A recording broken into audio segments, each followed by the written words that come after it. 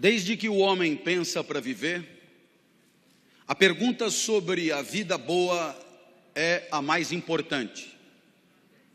Em relação a essa pergunta, todas as outras são secundárias. Você que aprendeu tantas coisas, decorou os afluentes da margem esquerda do rio Amazonas, a função das organelas citoplasmáticas, que seno quadrado de θ mais cosseno quadrado de θ é igual a 1, talvez deva admitir que diante da pergunta sobre o que tem que acontecer na vida para você ser feliz, todas essas informações são secundárias, se não meio ridículas.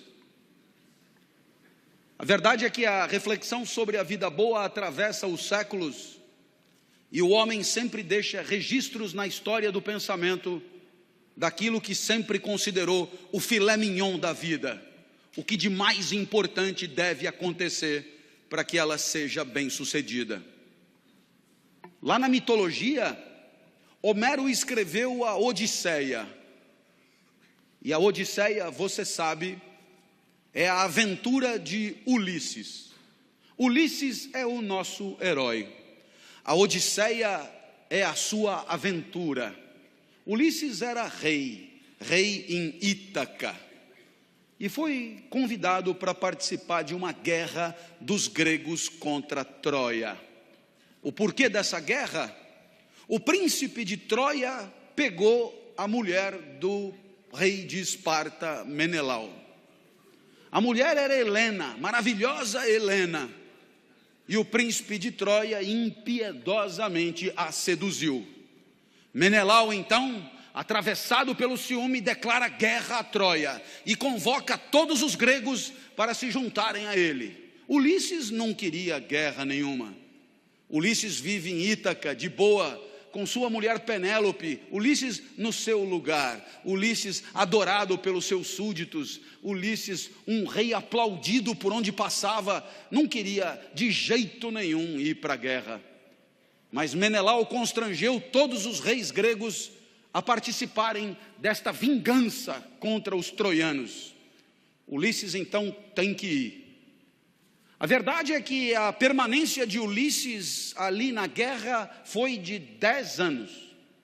E durante esse tempo, os troianos na verdade estavam ganhando a guerra. Os gregos estavam tomando um pau. E aí Ulisses teve a ideia que você conhece, a do famoso cavalo de Troia.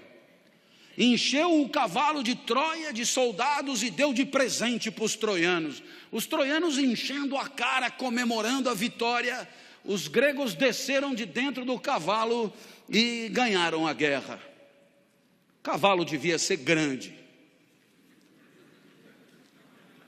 Aí então Ulisses volta para casa. Foi condecorado o herói, mas durante a guerra, Ulisses fez uma bobagem. Ele furou o olho do cíclope Polifemo, filho de Poseidon, deus dos mares. E, meu amigo, ele furou o olho do deus dos mares, do cíclope, do filho dele. E aí não prestou. E o que é pior, um cíclope só tem um olho. Poseidon então, enraivecido, resolve aborrecer Ulisses. E Ulisses vai levar 10 anos para voltar para casa. Claro, deus dos mares, na Grécia, tinha tudo para aborrecer Ulisses. E Ulisses não conseguia voltar para casa. Dos 10 anos que Ulisses levou para voltar para casa, 7 anos foram passados na ilha de Calipso. Calipso, uma deusa grega, dizem que maravilhosa. Imagine como quiser. Afinal é mitologia, nada disso existe mesmo. Eu imagino Calipso mais ou menos com o sorriso de Isis Valverde. O resto de Juliana Paz. E glúteos de Paola Oliveira. Assim é a minha Calipso. E Calipso se apaixonou por Ulisses. E aí então Ulisses Ulisses queria cair fora e Calipso tinha uma ilha que era quase que um resort 5 estrelas. Ela tinha ninfas a seu serviço, era uma espécie de paquitas que estavam ali limpando, fazendo churrasquinho, assando a lagosta.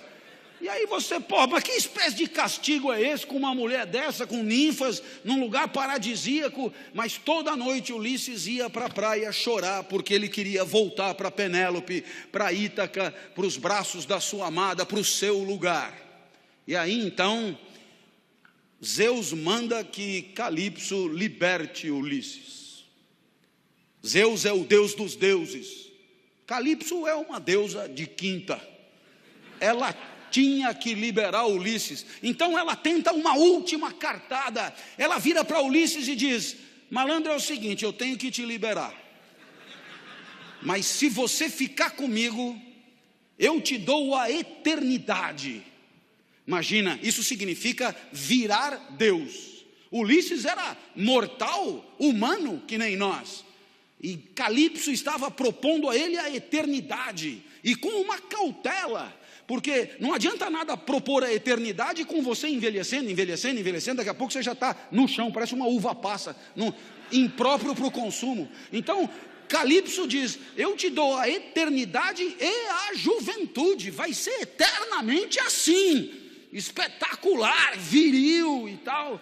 E aí Ulisses tinha essa proposta na manga, e a resposta que Ulisses dá é a primeira grande resposta da história da filosofia para a vida boa. É preferível uma vida de mortal, uma vida de humano, vivida no seu lugar, no lugar certo, do que uma vida de Deus, no lugar errado. Agradeço a sua proposta. Ulisses vai embora. Está dada aí a primeira grande lição da história do pensamento ocidental. Existe um lugar para você, um jeito certo de você viver, que tem a ver com a tua natureza, que tem a ver com as tuas especificidades, talentos e dons naturais. Se você estiver no lugar certo, a vida tem tudo para ser boa. Mas se você não estiver no lugar certo, nem Calipso resolverá o seu problema. É exatamente aí que a filosofia começa. O que será que a vida tem que ter para valer a pena? E o primeiro grande pensador será Aristóteles. 350 antes de Cristo, Aristóteles garante que o filé mignon da vida, o que definitivamente tem que acontecer, aquilo que você tem que buscar do nascimento à cova, é a excelência de si mesmo. E a excelência de si mesmo é o pleno desabrochar da própria natureza. É ir o mais longe possível, dados os recursos naturais que são os teus. E assim, você imagina que um pequeno desenhista buscará a excelência no desenho. O pequeno cantor buscará a excelência no canto. E assim Neymar buscou a excelência jogando futebol. César Cielo buscou a excelência nadando. Haverá quem tenha talento para cálculos matemáticos, haverá quem tenha talento para a venda, haverá quem tenha talento para o convencimento, outros têm talento para a explicação, tornar ideias complexas, discursos simples. Haverá tantos talentos e habilidades, e você viverá bem, você será feliz. O filé mignon da vida é ser o mais perfeito possível de si mesmo, buscar a excelência da sua própria especificidade, e aí a vida terá tido sucesso. É o que acontece com a planta. Você pega uma muda de uma planta, você espeta no solo, se a vida der certo, aquela planta se torna uma grande árvore, ela atinge o máximo de si mesma. Assim, cada um de nós também deve buscar a excelência, porque a excelência é condição da felicidade. A felicidade que os gregos denominavam eudaimonia. A felicidade que é o que você sente quando você devolve para o mundo aquele investimento que o mundo te deu em talentos e habilidades. Você devolve em forma de expertise, em forma de competência, em forma de performance brilhante. E aí você é feliz, porque você vai o mais longe possível naquilo que poderia ir. Pode dar errado, né? Pode dar errado porque você pode passar a vida inteira sem saber qual é a tua praia. Pode dar errado porque é muito difícil descobrir talento para música num lugar que não tem instrumentos musicais. É muito difícil descobrir talento para o desenho num lugar que não tem lápis e papel.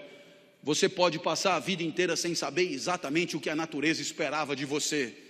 E aí, é claro, você vai viver de qualquer jeito, sem saber exatamente qual é a tua praia, quais são as tuas forças e os teus recursos. Você acaba vivendo aonde tem lugar, você acaba se encostando aonde deixam, e aí a vida tenderá a ser medíocre, menos perfeita, menos excelente, menos espetacular, e aí ela é sem graça. Assim foi a minha até os 13 anos, completamente sem graça. Eu ia para a escola, a aula acabava meio-dia, 15 meio-dia eu já estava com a mochila pronta, doido para cair fora. Cada segundo eu estava doido para cair fora. Quem sabe muitos aqui não estão nessa mesma situação. Último dia de congresso, sábado depois do almoço, as malas na porta, voo iminente, e esse cara falando de Ulisses e Calipso, realmente, viu? Olha onde eu fui parar. Depois da aula meu pai me obrigava a nadar. Eu detestava nadar. Eu fazia revezamento com um cara que esse sim era nadador por natureza, chamado Ricardo Prado. Esse era bom de bola. Eu fazia revezamento com ele, ele caía, nadava primeiro, ele abria uma diferença enorme do segundo colocado, aí caía eu e os adversários se aproximavam perigosamente. Apesar de mim, a gente ganhava. Eu fazia de tudo pela derrota. Eu detestava nadar. No domingo meu pai me levava no Morumbi para ver jogo. 90 minutos esperando terminar. Enquanto ele torcia, eu descascava amendoim. Ele tinha que me avisar, foi gol. Aí eu fingia vibrar para ele não ficar chateado, e ele dizia, foi gol dos caras, caralho, cala a boca que nós vamos apanhar. Meu pai também me levava em escola de arte, é tão legal arte, não é? Para artistas. Tinha aula de argila. É insuportável a aula de argila, você sabe disso. Eu sempre fazia um cinzeiro. Eu tinha que dizer que era um cinzeiro, sempre. Pior do que argila, só origami. Origami, coisa do demônio em japonês. Uma folha de papel, 360 dobras na ordem certa para você chegar num fascinante passarinho que você chucha no rabo e ele abana as asas. Errou uma dobra, fudeu o passarinho. Nunca o meu passarinho abanaria as asas quando chuchado no rabo. Com uma semana a mulher já chamou o meu pai e disse, com seu filho aqui temos 3 tipos de aluno. Primeiro tipo, super talentosos, serão grandes artistas. O segundo tipo, não tem tanto talento, mas estão aí se divertindo. E o terceiro tipo é o seu filho. Ele não é daqui, ele é Ulisses na ilha de Calipso. Ele está fora de lugar. Mas aí aos 13 anos a vida mudou. Dia de aula, imagine isso em 1978, nos Jesuítas de São Paulo, Colégio São Luís, na Avenida Paulista. O professor de geografia entra e diz, eu não vou dar aula, o curso será todo de seminários dados pelos alunos. Teve um sorteio de temas, para mim caiu o petróleo, assunto sem graça, mas eu já estava acostumado, a vida era sempre assim, sem graça. Fui para casa estudar, na época me chamavam de CDF, hoje me chamariam de nerd. Eu tirava 10 em tudo, mas não vibrava com nada. No meio do semestre chegou a minha vez. Subi num palquinho da classe, olhei para a classe e estava apinhado de gente. Imagina um lugar apinhado de gente. Colegas de outras classes vieram assistir. Os professores deixaram que viessem e vieram junto. Eu tinha fama de doido, isso ajudava a atrair as pessoas. Eu era muito esquisito quando eu era criança.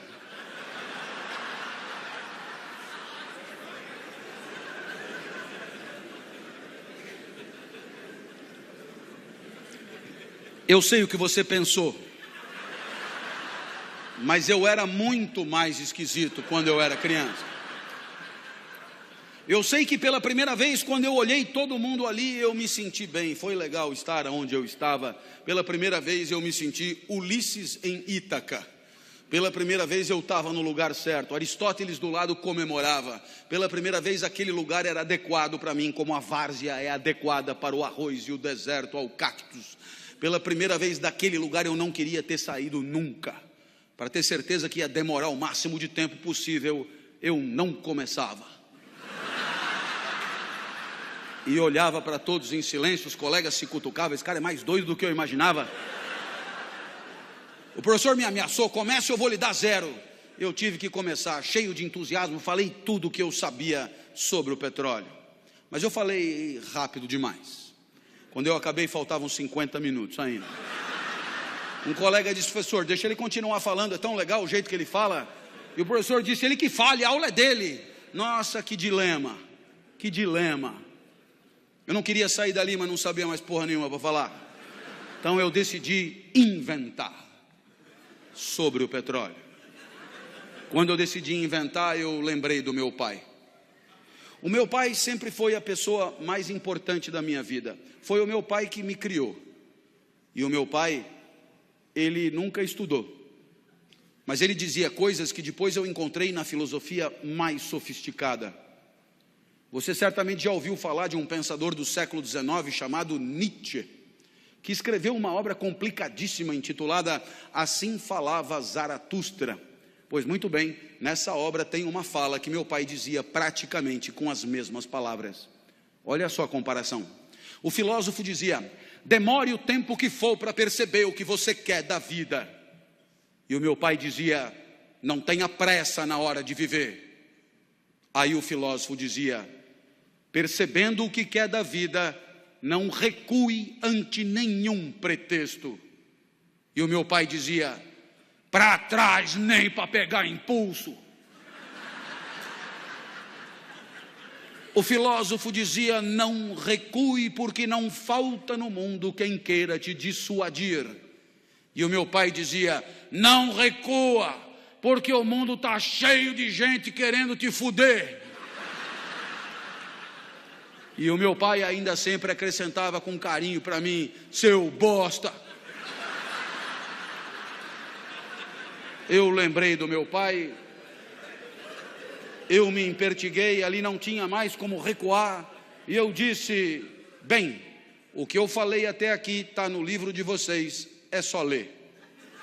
Está fácil. A partir de agora eu peço que anotem. Porque o que eu disser não está escrito em lugar nenhum. Olhei para trás e vi que o professor arriou os óculos intrigadíssimo. Eu tive medo, mas eu lembrei do meu pai. Seu bosta. Ali não tinha mais volta. E eu comecei, não adianta nada ter petróleo no seu território se o petróleo não presta.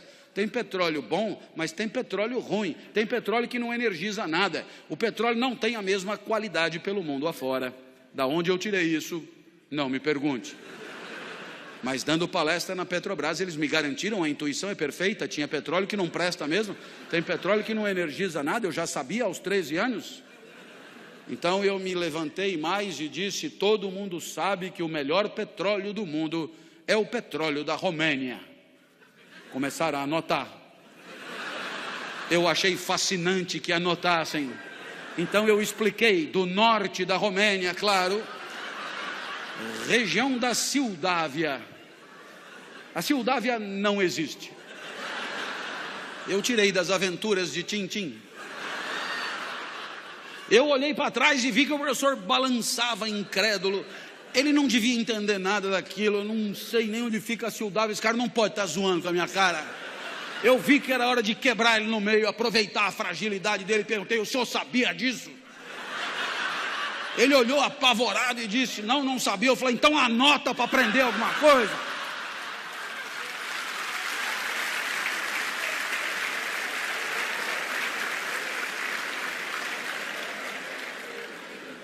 Estava difícil de você aplaudir, hein? Eu sei que...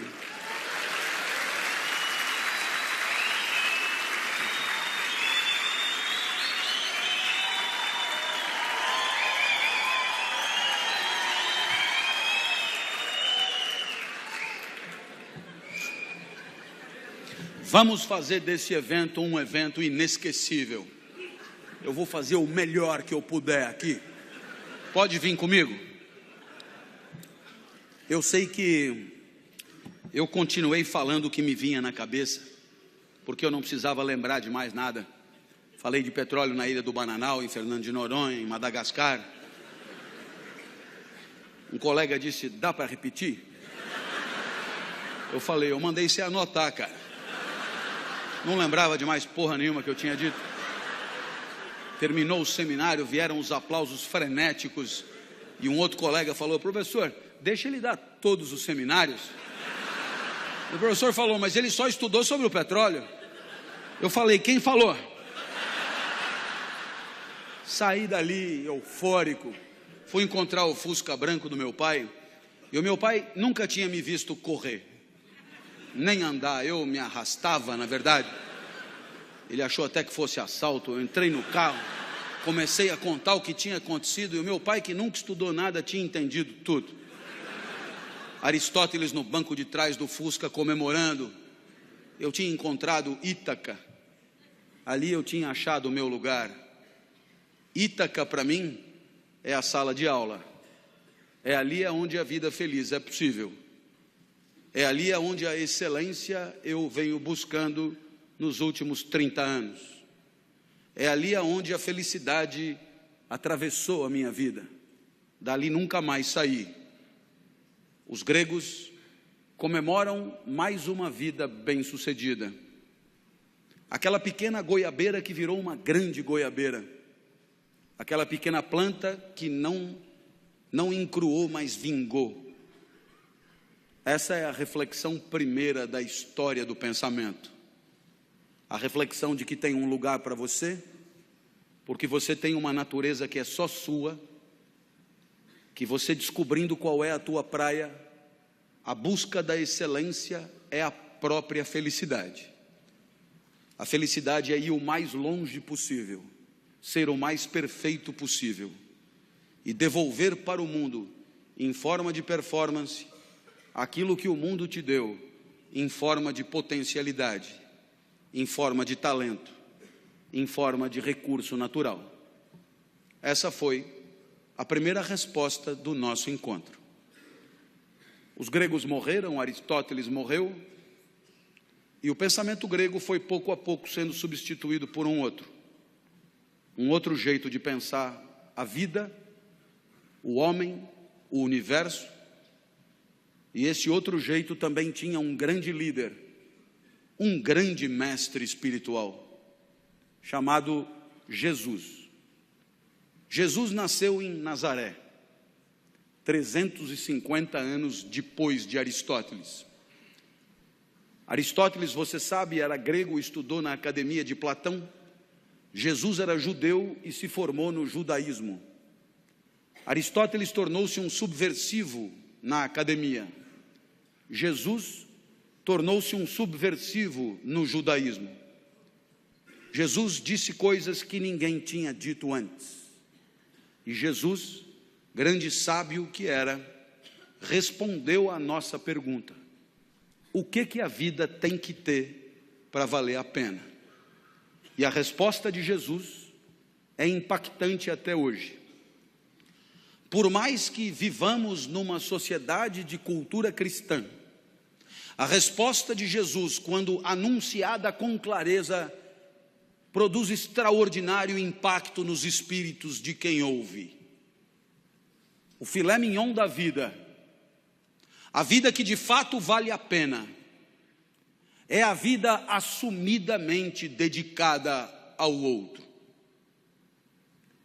Isso é absolutamente incrível, sobretudo para nós, acostumados a ouvir que o sucesso da nossa vida tem a ver com o nosso próprio ganho, com a nossa própria riqueza, com o nosso próprio conforto, com o nosso próprio poder. Jesus dirá mais ou menos o contrário. O filé mignon da vida, aquilo que fará de você um vivente feliz, é a entrega, é proporcionar, é alavancar, é permitir que o outro viva melhor do que viveria se você não existisse, é permitir que o outro sorria o sorriso que, se você não fosse, ele não sorriria, é permitir que o outro sinta a alegria que, se você não estivesse, ele não sentiria. E aí sim, você terá vivido vida boa, vida que valeu a pena. Lição de Jesus. Bem, os exemplos podem ir ao infinito. Basta que alguém que você ame fique doente, para que você gaste num único cheque tudo o que tinha guardado para si. E aí você descobre rápido o que vale mesmo na hora de viver. A minha filha Natália é a mais nova dos meus filhos, tem 13 anos hoje. Quando tinha 4, foi acometida de gravíssima doença, rara no Ocidente. Síndrome de Kawasaki, um vírus letal. Funciona mais ou menos assim. Esse vírus só aparece em crianças de 4 a 6 anos. Esse vírus, se desincubar, mata a criança na hora. Mas tem uma vantagem: se ele não desincubar por 2 anos, ele acaba morrendo, e a criança está definitivamente curada. 2 anos só, 2 anos esperando. Eu olhava para minha filha na UTI e eu me dizia: por que não troca? Eu fico no lugar. A vantagem é óbvia. Eu fico aqui e a criança fica livre disso. Como não estava dando certo, eu fiz proposta irrecusável. Pegue 20 crianças com isso. Ponha os 20 bichos em mim e liberte as 20 crianças. Agora a vantagem é mais do que óbvia. Não esqueça de pôr a minha filha no meio. Bem, pensando assim, eu aprendi coisas sobre mim. Coisas que eu não sabia. Eu aprendi que para mim a vida não era o bem de maior valor. Continuar vivo não era o mais importante. Porque se fosse o mais importante, eu não trocaria. Se fosse o mais importante, eu jamais faria aquela proposta. Então, naquele momento eu aprendi que havia alguma coisa que valia mais do que continuar vivo. Eu aprendi então a maior lição de Jesus de Nazaré. A maior lição. O que mais vale na vida, o filé mignon da vida. Eu aprendi que o amor vale mais do que a própria vida. Por isso propunha a troca.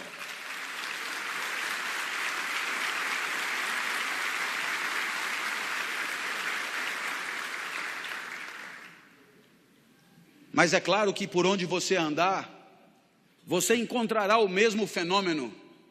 Pessoas desesperadas lutando para diminuir o sofrimento de quem sofre. Na Boate Kiss em Santa Maria, nos desmoronamentos em Petrópolis e Teresópolis, nos incêndios em São Paulo, pessoas completamente despreparadas se atiravam no perigo em nome da proteção da vida alheia. Você encontra isso por onde você andar. Para desdramatizar, minha filha completou 13 anos em maio, e ela virou para mim e falou: papai, ela está completamente curada, portanto, e ela falou: papai, eu queria comemorar meu aniversário em casa, queria mostrar minha casa para os meus amigos, você deixa? A minha filha sempre pede tudo para mim, porque de mim ela sabe que ela tira tudo que ela quer, depois ela só comunica à mãe. Eu já falei com o papai e ele já deixou. Vieram 39, subiram no mesmo elevador, invadiram o apartamento no mesmo segundo. E quando eu vi aquele enxame de criança entrando em casa, me lembrei de uma poetisa búlgara que dizia mais ou menos assim: criança pequena é como água, ocupa todos os espaços. Eu me tranquei no quarto, mas a poetisa tem razão, todos os espaços. Papai, queremos brincar aí também. Minha filha, para onde você quer que eu vá? Você não gosta tanto da padaria? Vai para a padaria e espera lá, leva o celular que eu te aviso. E aí eu te pergunto, Que espécie de idiota passaria 3 horas de sábado numa padaria, esperando que uma criança o autorize a voltar para sua própria casa? Esse idiota somos todos nós, não somos? Que um dia percebemos que o sorriso da criança amada vale qualquer padaria. Minha filha me autorizou a voltar, e quando eu cheguei em casa, porque ela é muito legal, ela virou para mim e disse: papai, muito obrigado por ter deixado, eu me diverti muito. Eu sou emotivo, rapidamente as lágrimas brotam, e ela continuou então inapelável: eu queria te dizer mais uma coisa, eu adoro ser sua filha. Nossa, eu, para ouvir aquilo, passaria uma semana na padaria. Eu acho que eu abriria uma padaria.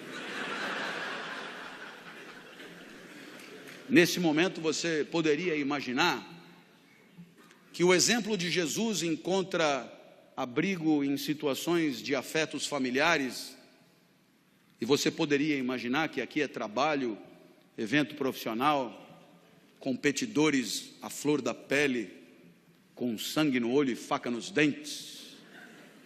A lição de Jesus não encontraria lugar aqui. Eu tendo a discordar.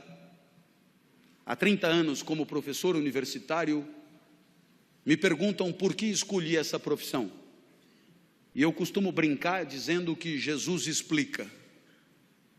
Porque se a vida boa é a vida dedicada aos outros, se o filé mignon da vida é a vida onde cada jaula e cada caloria é destinada a alegrar quem está na frente, se a vida boa é a vida em que o outro e o seu desabrochar são o maior valor, admita que a minha profissão é imbatível. Tudo é pelo aluno, é para o aluno, é em função do aluno.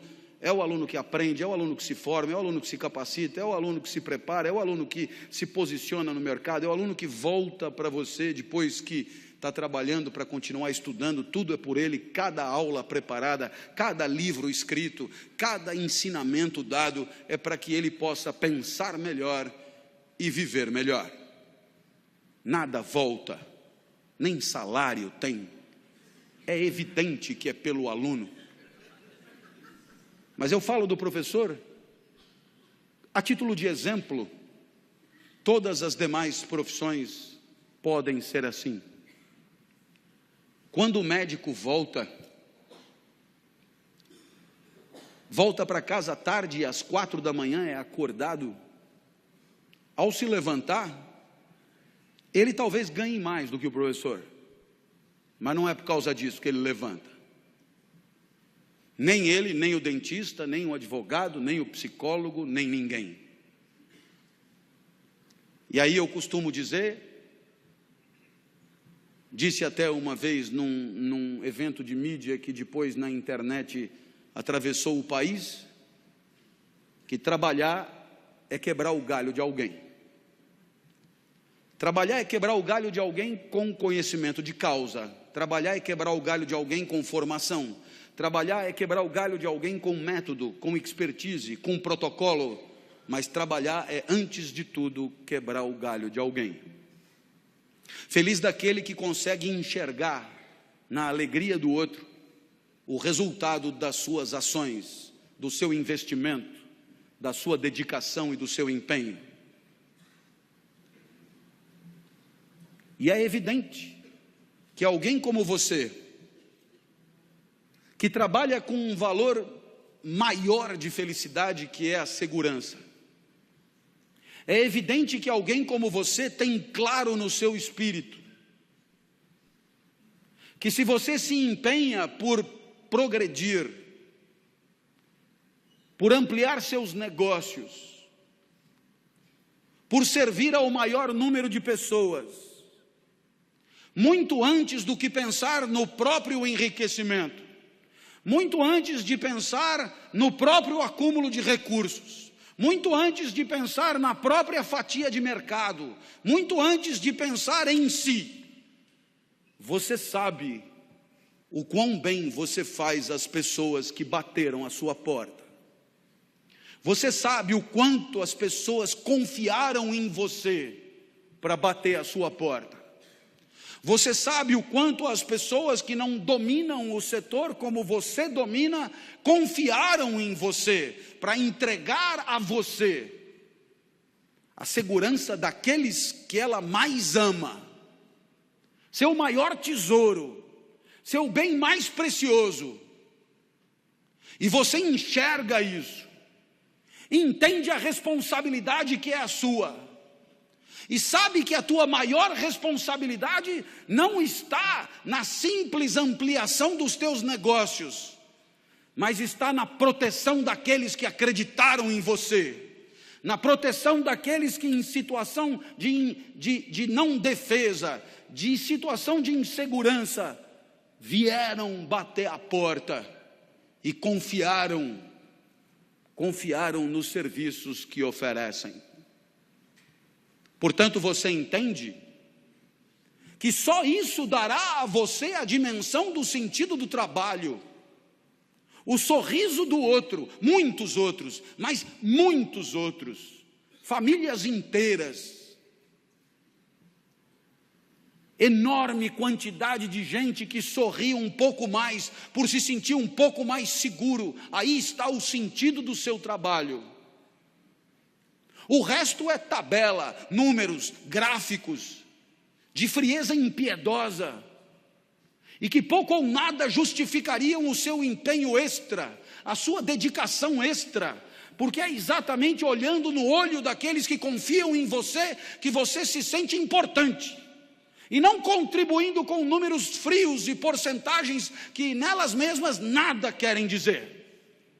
Essa é a lição de Jesus de Nazaré, até porque você um dia vai perceber que não precisa jantar 5 vezes na mesma noite, jante só 4, vai fazer bem para você, e você terá gente feliz do lado, gente que não ia comer, te fazendo companhia. Uma homenagem a Jesus, segundo o sábio do nosso encontro.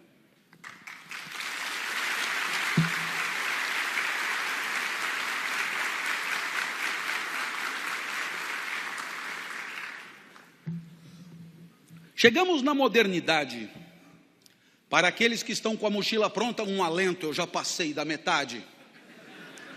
Chegamos na modernidade e o homem descobre que o universo não é uma máquina, como queria Aristóteles. O homem descobre que o universo é uma zona, infinito, e ele é povoado por energia em trânsito. O homem então percebe, com Copérnico, Galileu e Newton, que a sua própria vida é energia emanada por um aglomerado de matéria que em algum momento se deteriora e se reconstrói. O homem percebe que existe vida enquanto existir energia, e que a sua própria vida é energia que dura um certo tempo. O grande mestre agora é Spinoza, pensador holandês, um dos 3 maiores da história do pensamento. Spinoza pensará simples assim: se a vida é energia, a vida boa é com muita energia. Essa energia que é a nossa, ele vai denominar de potência de agir. Anote aí, potência de agir.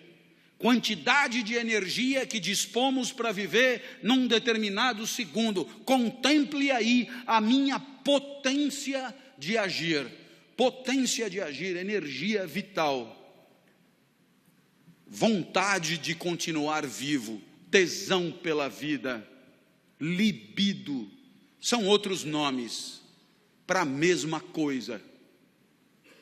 Se a vida é energia, sua potência de agir tem que estar superior a 0, porque se bater no 0, a vida acabou, e você é o tempo inteiro uma luta pela potência de agir em alta. Potência de agir. A filosofia de Spinoza é um estudo criterioso das condições da preservação da potência de agir. E aí você sabe que ela oscila, Ela oscila porque você está no mundo, o mundo se relaciona com você, o mundo te afeta, o mundo te transforma, e como você é energia, é claro, o mundo faz oscilar a tua energia. Exemplo, outro dia estava no centro da cidade de São Paulo, onde eu estudei por 5 anos quando eu era moleque, fiz a faculdade de Direito ali no Largo de São Francisco, então eu fui até o centro da cidade, e aí passei por um daqueles restaurantes do centro e tinha lá, prato do dia, rabada com polenta e salada de agrião. Eu falei, opa, é isso mesmo, adoro rabada, adoro polenta, adoro. Sentei e falei, traz uma. Aí veio aquilo, parecia bom, comecei a comer e eu percebi rapidamente que o encontro da rabada com o meu corpo não foi potencializador para mim. A minha potência de agir começou a despencar rapidamente. Todas as células do meu corpo viram um exército contra a rabada apequenadora. Aí então eu comecei a suar frio, comecei a tentar eliminar a rabada por todos os orifícios que havia possíveis, e aí fui parar no hospital. Cheguei no hospital num estado de precariedade e sujeira imenso, porque eu já tinha feito de tudo. A moça do hospital me conhecia na porta e disse, professor, o que aconteceu? Eu disse, é rabada em forma de vômito, senhora. Coisa tá feia. Aí chamaram, não sei o que, Buscopan, Plasil na veia, não sei o que, uma enfermeira apetecível, e eu comecei a reagir, comecei a melhorar, e aí o meu corpo venceu a rabada. O mundo às vezes é assim, tenta te derrubar, e você é um exército para impedir que a potência caia a zero. Às vezes não precisa nem ficar doente. Quando eu acordo todo dia às 5 da manhã, a não ser quando eu tenho que acordar antes. E quando eu acordo para levantar da cama é uma desgraça. Eu não sei você, mas eu sou assim, para levantar é um inferno. Eu sei que tem gente que acorda cantando. Pessoas que acordam cantando, dão um pulo, abrem a cortina. São pessoas detestáveis mesmo. Se você compartilha o leito com alguém assim, livre-se enquanto for tempo. É insuportável gente assim. É brincadeira, é só inveja. A pessoa está fazendo abdominal, eu não consegui levantar da cama ainda. Aí eu vou me arrastando até o vaso, e no vaso eu já melhoro um tostãozinho, ganho de potência de agir. Tomo uma ducha, ganho de potência de agir. Tomo um cafezinho, dou uma espertada, ganho de potência de agir. Saio de casa às 6h30 para não pegar trânsito, deixo minha filha na escola, passo na frente do estádio do Pacaembu, venho por dentro de um bairro chamado Vila Madalena para não pegar trânsito, chego na cidade universitária, no bairro do Butantã, grandes espaços, grandes áreas verdes. Aí começam a chegar os alunos, eu começo a falar, e é impressionante como eu gosto do que eu falo, impressionante como eu me encanto com o que eu mesmo digo. É impressionante. Eu por mim me ouviria eternamente. Você sabe que você me ouvindo aí deve estar pensando, esse cara é insuportável. Realmente ele é insuportável, ele é de uma arrogância sem par. Não é não, pense o que quiser, mas reflita comigo. Você já percebeu que você está sempre do seu lado? Não tem como mandar você e ficar. Aí você pensa e diz, o senhor fala como se eu fosse dois, mas é você e a consciência que você tem de você. Na filosofia isso chama transcendência do ego. Você quer ver como são dois? Você faz uma cagada e diz, caralho, olha o que eu fiz. São dois, quem fez a cagada e quem, né? Você olha no espelho, vê que engordou, são dois, você diz, o gordinho e quem viu que engordou, um fica puto com o outro. Você encontra alguém topograficamente exuberante, decide ir, investe pesado, paga uma coca, motel Vesúvio, R$ 9,90. E você que sempre foi um demolidor, nunca nada ficou de pé, né? Boneca inflável, tomada, buraco em fechadura. Você nunca deixou nada barato. Naquele dia, não é todo dia que tem pão quente. Naquele dia a verticalidade foi pífia, insuficiente. E aí que você vê que você é dois mesmo. Aí são inseparáveis. É o broxa e o envergonhado. Esses dois não se separam nunca.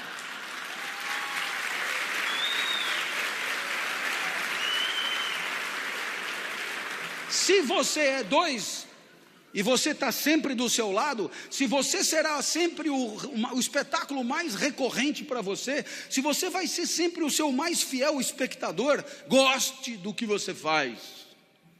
Senão não tem chance da vida valer a pena. Eu adoro isso aqui. Você deve perceber. Às 10 horas da manhã eu estou em cima da mesa gritando. E você perguntará: professor, o que aconteceu? 5 horas da manhã o senhor não conseguia levantar da cama, 10 horas da manhã o senhor está em cima da mesa gritando, o que aconteceu? Spinoza explica: houve ganho de potência de agir. E Spinoza vai dar um nome para isso, uma palavra que você usa o tempo inteiro, uma palavra que você conhece e que hoje aprende o significado: alegria. Alegria, conceito da filosofia do século 17. Alegria, passagem para um estado mais potente do próprio ser. Alegria, alegria é a maior distância da morte. Alegria, energia em alta. Alegria, nosso filé mignon da vida. Alegria, condições da alegria, mundo alegrador. Não sei se já aconteceu contigo, você do nada você encontra alguém que um dia você já conheceu, alguém que você não esperava de jeito nenhum encontrar, alguém que não passava nem mais remotamente na sua cabeça encontrar, e você encontra, e você fica perplexo, você fica absolutamente encantado com aquele reencontro, e aí a alegria é indisfarçável, a alegria é soberana, e aquela pessoa que acabou de aparecer na sua frente é causa da tua alegria. Eu te pergunto, se você não amar o mundo, quando o mundo te alegra, se você não amar o mundo, quando o mundo te distancia da morte, vai amar o quê? O amor é alegria pelo mundo, quando o mundo nos alegra. Lição de Spinoza: alegria. Você não tem o direito de patrocinar para si uma tristeza crônica. Você não tem o direito de aceitar passivamente que happy hour seja às 18 horas de sexta-feira. Não tem porquê a felicidade demorar tanto. Alegria segunda às 8 da manhã. Alegria no trabalho, não fora dele. Alegria pelo que você faz, não depois que acaba. Alegria pelo exercício profissional, não no descanso. A alegria que comece antes, patrocine a você a alegria, é a chance, esse momento.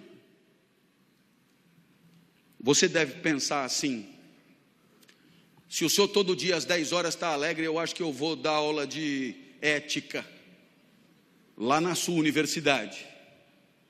Não foi isso que eu falei, amigo, isso sou eu, é um exemplo. E como você deve perceber olhando para mim, eu sou diferente de você. O mundo que me alegra não é o mesmo mundo que te alegra. Portanto, vá procurar a alegria no seu canto.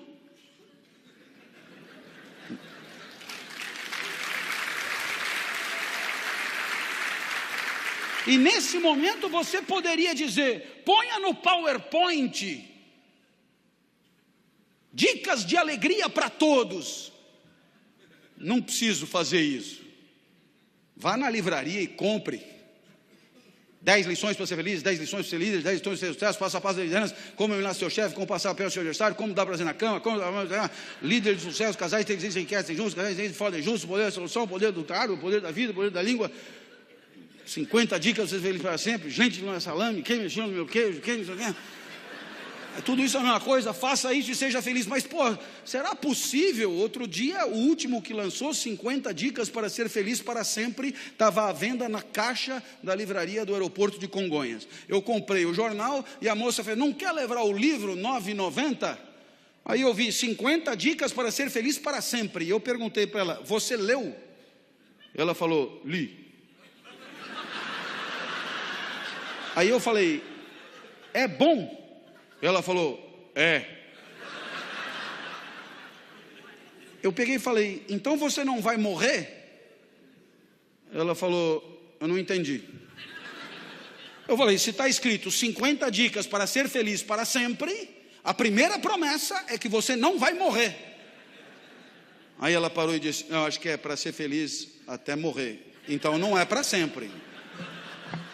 Está errado. Aí ela já estava arrependida de ter me oferecido o livro. Aí eu fiz uma última pergunta. Eu perguntei: como será que está o trânsito na 23? Ela falou: parado. Se eu comprar o livro e botar o livro do lado de fora do carro, os carros da frente vão abrindo o caminho e você passará livre. Os radares quebrarão e você irá a 120 por hora até em casa. É isso?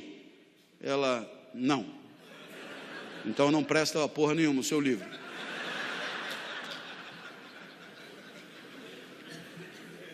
Não tem fórmula para todos? Meu médico virou para mim e disse: professor Clóvis, o senhor já melhorou a sua dieta? O que o senhor sugere? Coma linhaça todos os dias pela manhã. Eu falei: não. É que comer linhaça me entristece. É como cair de boca na areia da praia.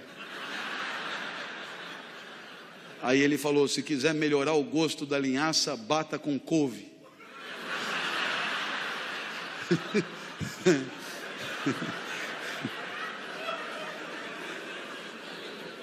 Eu falei: falando em couve, eu vou fazer uma feijoada sábado, quer vir?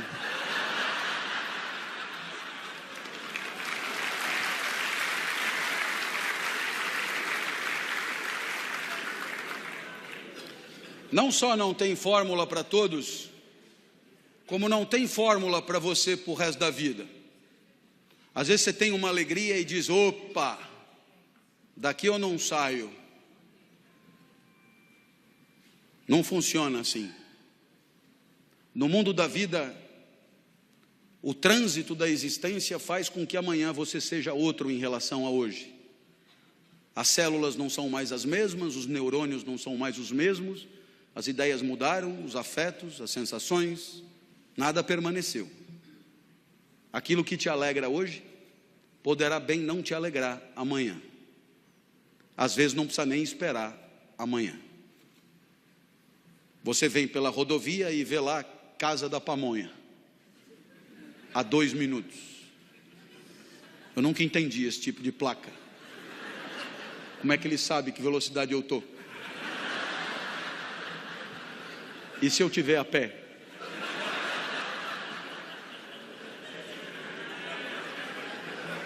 Aí você chega na Casa da Pamonha e o encontro com a pamonha começa pelo odor já no estacionamento. Você já saliva, aí você vê a pamonha amarelinha, aí você pega na pamonha quentinha, aí você abre a pamonha, tira o elástico, encapa a pamonha, desencapa a pamonha, desencapa a pamonha, desencapa a pamonha, desencapa a pamonha. Aí você degusta a pamonha está do caralho, a pamonha está alegradora, a pamonha vivifica, a pamonha é boa, porque ela é causa da tua alegria, você ama a pamonha, espetacular, pamonha, causa da tua alegria. Aí você comete um erro grave e pensa: se essa pamonha me alegrou, então pamonhas me alegram. Pamonha e eu tudo a ver, sou um comedor de pamonha. E aí você pede a segunda. A segunda gozado já não está tão boa. Você já percebeu como nunca a segunda é tão boa? A segunda já não está tão boa. Por que a segunda não está tão boa? Porque o comedor da segunda pamonha não é mais o comedor da primeira pamonha. E por que não é mais? Porque tem milho no bucho, taxa glicêmica, menos fome, é outro corpo. Então o encontro com a segunda pamonha é outro encontro, menos alegrador. Mas você é fiel à pamonha, pede a terceira. Cabra macho. Na 10ª pamonha você percebe que tem algum problema na sua teoria de comedor de pamonha. A 10ª pamonha desorganiza as relações vitais. A 10ª pamonha te apequena a potência violentamente. A 10ª pamonha já não consegue comer fora do vaso. Se você não parar, vai morrer. A mesma pamonha que te alegrou está na iminência de te matar. Em meia hora, hein?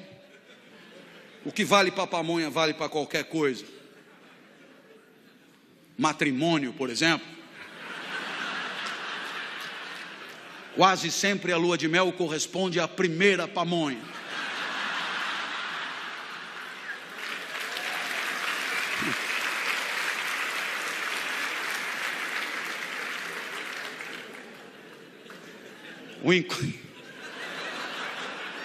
O encontro começa pelo olfato. Aí você desencapa a pamonha, desencapa a pamonha, desencapa a pamonha.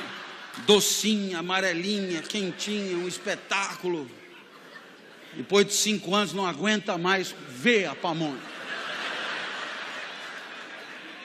Aí você resolve inovar e pede para comer um curauzinho.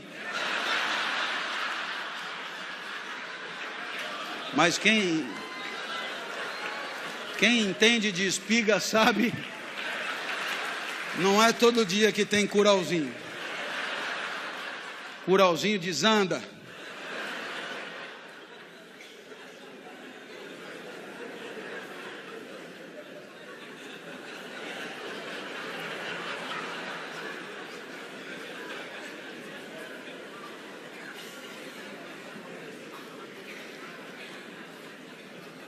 O Brasil meteu 3-0 na Espanha, na Copa das Confederações. E é claro que quando você ganha de 3-0 do campeão do mundo, você poderia pensar assim: daqui 1 ano, jogando no mesmo lugar, no mesmo estádio, com o mesmo time, o mesmo técnico, a mesma torcida, o mesmo hino, a mesma temperatura, vamos ganhar novamente. Então, só que não, como eles dizem. Porque durante 1 ano nós pioramos. Júlio César foi jogar no poderoso futebol canadense.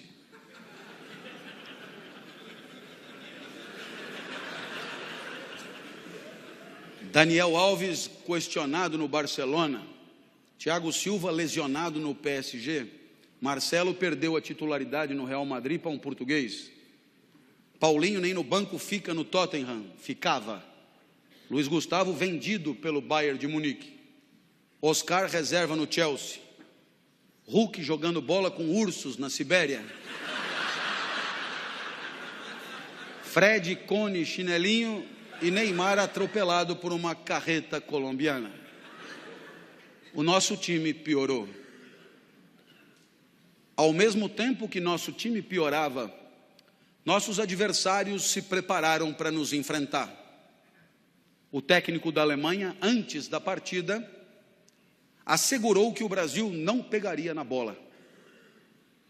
Eu, quando vi aquilo, desacreditei. Como que esse cara pode afirmar que jogando contra a seleção brasileira de futebol, no Brasil, o Brasil não pegaria na bola? E ele ainda deu exemplos antes do jogo. E ele disse: quando o Júlio César bate tiro de meta, 9 de cada 10 vezes a bola cai com o Oscar. Quando ele sai jogando com a defesa, 9,5 de cada 10 vezes ele sai jogando com o Daniel Alves. Os meus jogadores estão atentos, foram treinados para isso. Se Júlio César tomar distância da bola, vai bater tiro de meta. E 4 alemães estarão em volta do Oscar. Se ele não tomar distância, ele vai sair jogando. 4 alemães estarão em volta de Daniel Alves. E isso em alemão. Vier spielen über Oscar. Então, eu espero que você tenha percebido que depois de 7 pamonhas, talvez tenhamos tido uma excelente oportunidade para uma lição que nos interessa a todos. A vitória de ontem não faz de você um vitorioso por definição. Não é porque aqui nasceram Pelé, Rivelino, Tostão, Garrincha, Didi, Sócrates, Zico, Falcão, que o Brasil é o país do futebol. Eu sei que pode ser chato de ouvir, mas é muito lúcido. A vitória de ontem é a vitória de ontem. A vida é uma sequência de encontros inéditos com o mundo. A vitória de ontem e a alegria de ontem não garantem por si a alegria de hoje. Sobretudo num mundo que se transforma numa velocidade insólita, brindando a todos com complexidade inédita. Assim, as competências que você teve um dia para se alegrar, talvez sejam insuficientes para hoje, porque durante a semana surgiram problemas para os quais você não tem competência. Você terá se transformado em uma semana de vitorioso em fracassado, de alegre em triste. Portanto, a lição de Spinoza é uma lição de humildade. Humildade diante da vida. Não é porque em algumas vezes na minha vida eu triunfei, que eu triunfarei por definição, por decreto, necessariamente. É muito provável que hoje eu tenha que encarar uma dificuldade para a qual eu não esteja preparado. Portanto, se a vitória de ontem não faz de você um vitorioso, cada vitória exige uma nova preparação. Vocês devem imaginar que nessa vida que é a minha hoje de palestrante, cada vez mais palestrante, cada vez menos professor, a minha vida na universidade terminará em dezembro desse ano, depois de 30 anos. Nos dias de hoje, de cada 10 palestras que eu dou, 7 são sobre inovação. E essa preocupação é o resultado de um entendimento que me parece claramente apresentado por Spinoza. A certeza de que, se ontem você comemorou, é hora de baixar a bola, começar tudo de novo. Tivemos um ano entre a Copa das Confederações e a Copa do Mundo para descobrir algum novo talento. Tivemos um ano para identificar nossas fragilidades defensivas. Tivemos um ano para melhorar nossas jogadas de ataque. Tivemos um ano para assegurar a fluência entre a defesa e o ataque. Tivemos um ano para nos preparar para uma eventual ausência de Neymar. Tivemos um ano para tanta coisa, mas nada disso aconteceu. Preferimos tirar foto, preferimos lucrar, preferimos acreditar que a alegria de ontem garantiria a alegria de hoje. Por quê? Porque é assim, o Brasil é o país do futebol, e os alemães são cintura dura. Essa prepotência, essa empáfia, que faz da alegria uma verdade eterna, desprepara para a vida. A humildade de entender que o mundo é sempre mais complexo do que nossa capacidade para diagnosticá-lo é condição de uma alegria que se repete. A vitória de ontem e a vitória de hoje. A vitória de ontem merecida, porque houve brio, preparo, dedicação. A vitória de hoje também merecida, mais merecida até, porque não sentamos nos louros da de ontem e nos preparamos tudo de novo, melhor ainda. Chegamos no mundo de hoje, e na hora de refletir sobre a vida que vale a pena, surgirá uma última resposta. Um último esforço, um último arranque. A resposta é do grande sábio Rousseau, Jean-Jacques Rousseau, aquele mesmo da Revolução Francesa, que nasceu na Suíça, mas que ficou muito conhecido por ter ajudado com a sua inteligência a desencadear o processo revolucionário na França. Rousseau dirá que a felicidade do homem nada tem a ver com o resto da natureza, porque a vida do homem nada tem a ver com a vida do resto da natureza. Na natureza tudo é necessariamente do jeito que é, tudo vive necessariamente do jeito que vive. Na natureza, o vento venta do único jeito que poderia ventar. A maré também, o sapo também, a girafa também, a samambaia também. Tudo é necessariamente daquele jeito. Mas no caso da vida do homem, a cada passo ele escolhe, ele delibera, ele decide. A cada passo ele faz a vida acontecer e ele decide jogar no lixo tantas outras vidas que ele escolheu não viver. Portanto, diz Rousseau, a verdadeira felicidade é quando você acerta na tua escolha. A verdadeira felicidade pressupõe o uso adequado da liberdade. Ninguém comemora mitoses e meioses dentro do próprio corpo, porque isso é inapelável, isso acontecerá de qualquer jeito. O homem comemora quando ele acerta tendo podido errar, quando ele triunfa tendo podido fracassar, quando ele ganha tendo podido perder. É aí que ele vibra. A felicidade do homem está ausente do resto da natureza, porque na natureza ninguém escolhe nada. Imagina uma pera grudada na pereira se ela pudesse decidir não cair. Está chovendo hoje, vamos sujar toda, melhor deixar para cair amanhã. E a pereira diz, melhor cair hoje, amanhã você vai estar madura demais, quando cair vai se esborrachar. E a pera diz, não quero cair, vão acabar me comendo. Essa é a história da pera que decidiu apodrecer na pereira. História ridícula. Pera quando tem que cair, cai, acabou, todo mundo sabe. Mas o meu filho mais velho tem 27 anos. Como você vê, eu tenho filho de todas as idades. O meu filho, esse mais velho, nasceu na França quando eu estudava lá, depois estudou propaganda e marketing aqui no Brasil, depois fez marketing esportivo e hoje trabalha numa empresa que patrocina a equipe paraolímpica brasileira. O meu filho mora comigo, ganha muito mais do que eu, e eu às vezes me pergunto, será que ele não vai vazar daqui algum dia? Não. Tenho tantos planos para o quarto dele, mas toda vez que ele vem falar comigo sobre a vida, ele me diz o contrário do que eu acho que finalmente ele vai anunciar.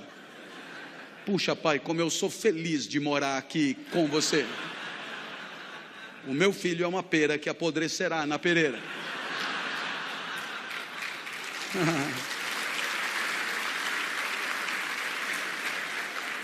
O exemplo de Rousseau não é o da pera, é o do gato, é bom também. Quem tem gato sabe. Gato é irritantemente gato. Gato gateia. O gato já tem no seu instinto todas as respostas para uma vida de gato. O gato nunca inventa moda. Um gato com fome não come alpiste. Ele morre de fome, mas ele não come alpiste porque ele não está programado para comer alpiste. O gato é escravo da sua natureza. Do mesmo jeito que o pombo não come filé. E você sabe que você não é nem gato nem pombo. Porque se tiver com fome, come o alpiste fácil. Hoje você chama de linhaça. Se tiver com fome, come o filé assado, cozido na chapa, frita, cavalo, cru com ovo cru. Se o calo apertar, você come o gato, come o pombo. Boneca inflável. Antigamente se dizia que o céu é o limite, mas o homem já furou o céu há muito tempo. Para o homem não há limite. O homem inventa, cria, improvisa, inova, empreende, pensa em soluções nunca pensadas para situações nunca vividas antes. Ninguém na natureza vive assim. Ninguém na natureza tem que viver assim.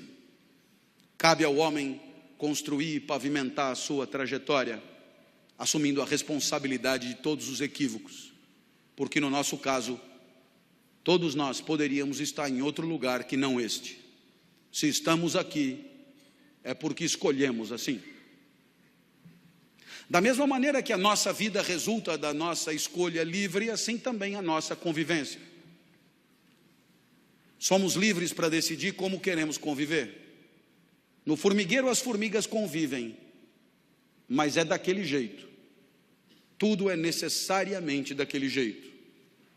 No nosso caso pode ser diferente do que é. A nossa sociedade pode ser diferente do que é. A nossa convivência pode ser diferente do que é. Somos livres para decidir como queremos conviver. E no ano passado, num pequeno livrinho, diálogo com meu grande amigo Cortella, propus a definição de ética: inteligência compartilhada a serviço do aperfeiçoamento da convivência. Não há ética no formigueiro, mas há ética entre nós, porque entre nós há liberdade para fazer da nossa convivência algo diferente e, portanto, melhor. Por isso eu digo aos meus alunos no primeiro dia de aula, só a primeira aula é obrigatória, porque nessa primeira aula, exercício de ética número 1, vamos livremente decidir como queremos conviver. Que todos falem. Não se trata de ter direito de falar, mas o dever de levantar a mão e dizer o que pensa, o que sonha, o que pretende, o que sempre quis dizer. Eis a oportunidade, fale. Vamos construir uma sociedade nova, começando do zero, virando a página. Fale, levante a mão, não engula mais, fale. A gente fala. E depois, no final da aula, eu digo, a partir de agora, você volta se quiser. Quase todo mundo volta. E alguns ainda trazem a mãe. Professor, eu voltei para casa, contei para minha mãe como foi a primeira aula, minha mãe não acreditou, trouxe para ela ver. Dá para ela entrar? Deixa eu ver a mãe primeiro. O que o menino queria mostrar para a mãe? O que nós combinamos. E o que nós combinamos são princípios de convivência que são inalienáveis, que não podemos abrir mão, que valem tanto que chamamos de valores. Valores, atributos de conduta inalienáveis, garantidores da melhor convivência possível, segundo a nossa inteligência livre. O que eu tinha prometido na primeira aula, aguerrimento didático. Eu não prometo genialidade nem brilhantismo, porque eu não posso prometer, mas aguerrimento eu prometo, e aguerrimento tem. Cada vez que eu me exaltava, o menino cutucava a mãe, olha, eu falei, e a mãe sorria. Os dois encontraram o que vieram encontrar, o que vieram procurar. Na terceira aula, a mãe trouxe a irmã, melhor do que ela ainda. E hoje as aulas são acompanhadas por, em média, 60 mil pessoas na internet, porque você costura relações de confiança toda vez que você é fiel aos valores que afirma respeitar. Uma senhora de uma liga de senhoras religiosas me ligou. Professor, eu sou sua aluna do programa de terceira idade lá da universidade, acompanho o senhor há tanto tempo, e um sonho para mim, eu queria que o senhor desse uma palestra na nossa liga. O senhor viria? Com muito prazer, senhora. Professor, eu sei que o senhor é um profissional, mas o dinheiro que a gente arrecadar vai todo para as crianças com câncer. Tudo bem para o senhor? Com muito prazer, senhora. Só mais uma coisinha, professor. Eu tenho umas amigas mais idosas do que eu, pensei, nossa, elas vão conseguir chegar? Não, elas já moram lá, não dá para o senhor pegar leve, dá uma maneirada, pega leve na energia, nos exemplos, nos palavrões, não custa nada. Dá não, dona, dá não. Isso aí sou eu, é meu jeito, eu não posso prometer, eu não vou cumprir. Quando eu começar a falar, eu vou enfiar o pé na jaca, não tem conversa, não dá não. E depois quem é que vai comprar a porra dos ingressos? Ah, professor, é todo mundo que adora o senhor, vai bombar, o senhor vai ver. E essas pessoas que vão comprar ingresso para me ver, o que elas esperam de mim? Será que elas esperam de mim uma aula xoxa, esgarçada, sem tesão, sem vício, sem emoção, sem alegria, sem energia? É isso que elas esperam de mim? Não, elas não. Então por que nós vamos traí-las? Avisa aí suas amigas higienizadas. Se quiser ajudar as crianças com câncer, vai ser com caralho e tudo.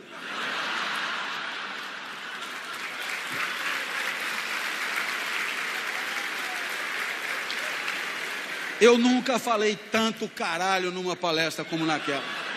Eu só vi as velhotas se acomodando na cadeira, mas depois do quinto caralho eu acho que se afeiçoaram, porque já pediram outra. Professor, só não pode esquecer o caralho, hein? Tem certas coisas difíceis de deixar em casa, dona. Os valores da gente. Você que está aí desde o começo deve se lembrar que eu comecei essa palestra perguntando o que será que tem que acontecer na vida para ela valer a pena. Para Aristóteles é a excelência de si mesmo. Para Jesus é a entrega e o amor. Para Spinoza é a alegria e a potência de agir. Para Rousseau é a liberdade e a fidelidade aos próprios valores. Qual dos quatro será que tem razão?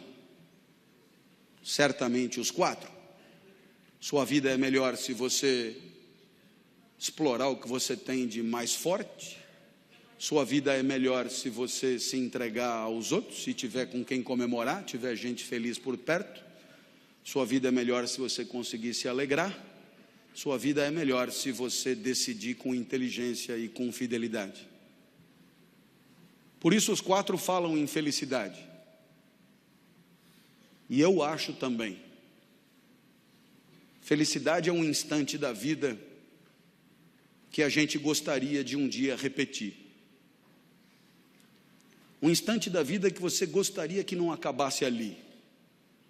Um instante da vida que você gostaria que num outro dia a gente fizesse de novo.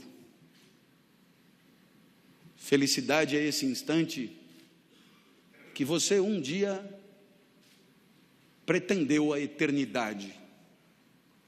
Felicidade é esse instante que você lamenta que tudo na vida tenha um fim.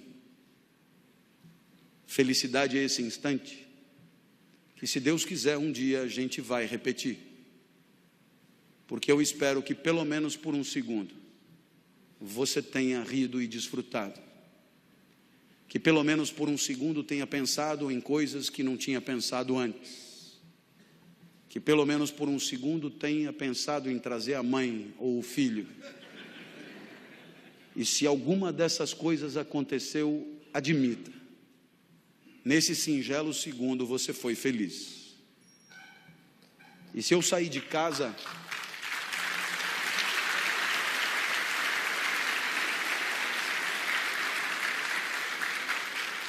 Se eu sair de casa para vir até aqui hoje, a minha única meta, aliás, a meta que todos deveríamos perseguir, a meta das metas, proporcionar a alguém que eu nunca vi, proporcionar a alguém que eu não conheço, e que talvez não venha a conhecer nunca, um mísero segundo de felicidade. Se todos nós nos dispuséssemos a ter como meta a felicidade daqueles que confiam em nós, todos nós patrocinaríamos para nós mesmos uma sociedade mais digna, uma sociedade mais honesta, uma sociedade mais justa e, portanto, uma sociedade para deixar para os nossos filhos. Tomara você tenha sido feliz por um segundo. Tomara eu tenha conseguido o que eu pretendia. Oxalá um dia repitamos. Até a próxima, se Deus quiser.